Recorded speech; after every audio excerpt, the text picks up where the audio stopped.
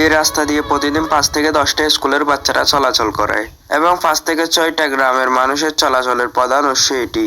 এটি কক্সবাজার জেলার চকরিয়া পৌরসভার মগবাজার থেকে পালাকাটা রোডের অবস্থা। গত 2 থেকে 3 বছর যাবত এই রাস্তায় কোনো মেরামত কাজ না হওয়ায় রাস্তার প্রায় 90% অংশ ভেঙে গেছে।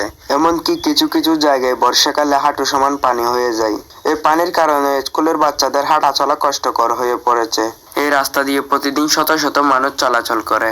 আমি এই এলাকার একজন নাগরিক হিসাবে চকরিয়ার যে রাস্তা মেরামতের কাজে নিয়োগ আছেন তাদের দৃষ্টি আকর্ষণ করছি। আপনারা আসুন, দেখুন মানুষ কত কষ্টে এই রাস্তায় চলাচল করতেছে। আর আপনারা যারা এই ভিডিওটা দেখতেছেন তারা একটা শেয়ার করে দেন, যাতে এই ভিডিওটা চকরিয়াতে যারা রাস্তা মেরামতের কাজে নিয়োগ আছেন তাদের কাছে পৌঁছায়।